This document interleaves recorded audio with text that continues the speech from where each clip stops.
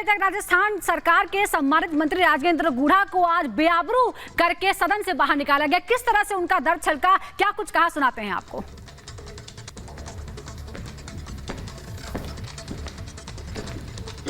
वो छीन के ले गए मेरे से और फिर मुझे कांग्रेस वालों ने नीचे पटक दिया, मंत्रियों ने।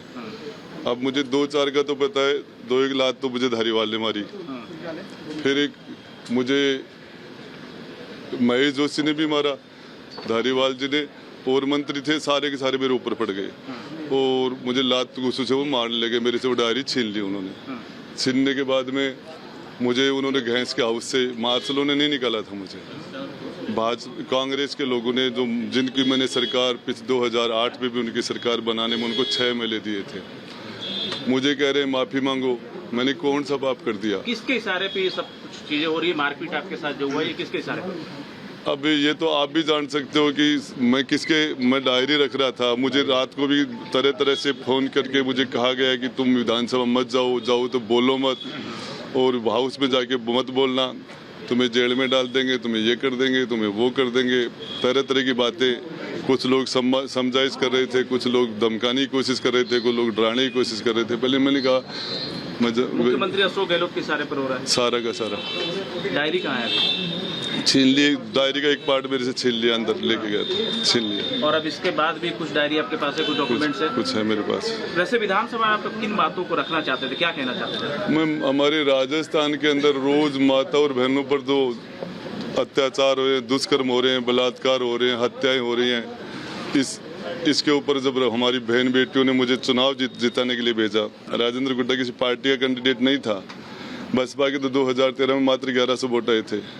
मैं मेरे दम से 3 बार हम चुनाव जीत के आए हैं। तो इसमें मेरी बात जनता ने मुझे इसलिए थोड़ी भेजा था हाउस के अंदर कि हम जाके उनके लिए चुप बैठ जाएं। मंत्री बनने के बाद कभी मंत्रिमंडल में भी मैंने भी अपनी बातें रखी हैं कि ये गलत हो रहा है, राजस्थान बदनाम हो गया है, प्रदेश के अंदर माताओं बहनों के साथ ठीक नहीं हो रहा। हमारे लोग, उनको जो बलात्कारियों को हमारे लोग मदद कर रहे हैं, दुष्कर्मियों की हमारे लोग मदद कर रहे हैं, हमारे लोगों के ऊपर ये वही जो सारे के सारे लोग आज कांग्रेस के अंदर बैठे हैं जिनके ऊपर फिल्में बन रही हैं अजमेर में, ऐसी फिल्म, ये सारा है। अब जनता के बीच में जाके क्या संदेश देंगे सरकार को? कल से जा रहा हूँ, कल से यात्रा करूँगा, गाँव में डाणी में जाऊँगा और मैं बोलूँगा कि मैं आपकी बात को उठाने के अंदर गया था, मेरे साथ इन्होंने ये पूरी बात।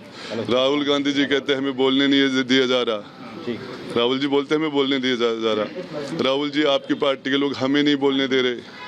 हमने आपकी 2 बार गहलोत जी 3 बार मुख्यमंत्री बनाए, 2 बार बनाने में तो राजेंद्र गुड्डा ने काम किया है। 6 MLA ले जाके दिए, क्या दिया है, क्या किया है? कुछ सहयोग मिला आपको? सबको मुझे सहयोग की जरूरत भी नहीं है, अपने दम से राजनीति करता हूँ।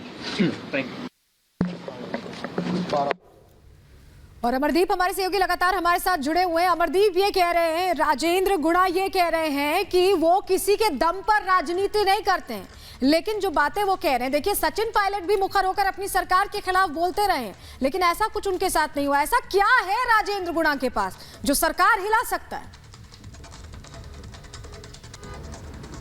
देखिए, इसमें कोई दोहराए नहीं कि बड़ी सियासत करते हैं राजेंद्र गुढ़ा। राजेंद्र गुढ़ा जिस तरीके से उनका ट्रेंड है राजनीति करने का, वो बिल्कुल डिफरेंट है। शेखावटी से आते हैं, जाट बेल्ट से आते हैं, लेकिन शेखावटी में जिस तरीके से अपनी राजनीति को उन्होंने ट्रेंड बदला है और बदल के राजनीति करते हैं, तो भरोसा उस वक्त उन्होंने रिपब्लिक से कहा था कि जब एक तरफ विधायक दल की बैठक चल रही थी और दूसरी तरफ ईडी की रेड पड़ रही थी अशोक गहलोत के बिल्कुल निजी और राजदार आदमी धर्मेंद्र राठौड़ के पास, तब उन्होंने मुझसे कहा था कि राजेंद्र फटाफट जा और उस डायरी को लेकर क्या, वरना मेरा सब कुछ बर्बाद हो जाएगा। और राजेंद्र गुढ़ा ने जब कहा कि मैंने वो लाल डायरी लेकर के जला दी, तो उन्होंने कहा था, खुद सीएम अशोक गहलोत ने कहा था कि वाह गुढ़ा, तुझे तो हॉलीवुड में होना चाहिए, तूने आज दिल खुश कर दिया, ये एहसान जीवन भर नहीं भूलूंगा।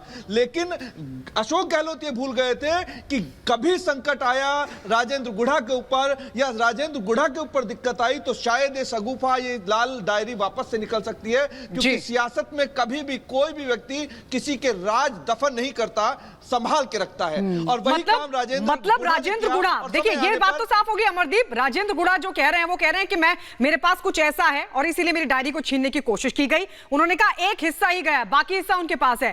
अब विपक्ष ये कह रहा है, यानी बीजेपी ये कह रही है कि आप केंद्रीय जांच एजेंसियों को दीजिए, अगर घोटाला हुआ है तो सबके सामने आना चाहिए, जो दोषी है उसको सजा मिलनी चाहिए। तो राजेंद्र गुढ़ा देंगे क्या ये डायरी एजेंसियों को? बिल्कुल, इसमें कोई दोहराई नहीं है। जब इतनी बड़ी चीज को लेकर के इतना बड़ा खुलासा उन्होंने किया है, लेकर के रिपब्लिक टीवी से और लेकर के विधानसभा तक जब उन्होंने लाल डायरी का जिक्र और जिक्र के साथ साथ में नाम और नाम के साथ साथ रकम बताई है, तो इसमें कोई दोहराई नहीं है कि जांच एजेंसियों के बीच में, या जांच एजेंसियां जब पूछताछ करेंगी या उस डायरी के बारे में जो खुलासे करने होंगे वो पूछताछ में होंगे, तो राजेंद्र गुढ़ा पीछे हटेंगे। राजेंद्र गुढ़ा बिल्कुल आर पार के मूड में आ चुके हैं। जिस तरीके से उन्होंने सीएम के खिलाफ पूरी तरीके से एक मोर्चा खोला हुआ है, उस मोर्चे में अब वो पीछे हटने वाले नहीं है, क्योंकि वो जानते हैं कि अगर इसमें पीछे हटे तो नुकसान उन्हीं का होना है। इसीलिए उन्होंने कहा, रिपब्लिक टीवी पे कहा था कि मैं सचिन पायलट की तरह पेशेंसफुल व्यक्ति नहीं हूं, मैं पेशेंसफुल बिल्कुल। देखिए, और यही आज करने की कोशिश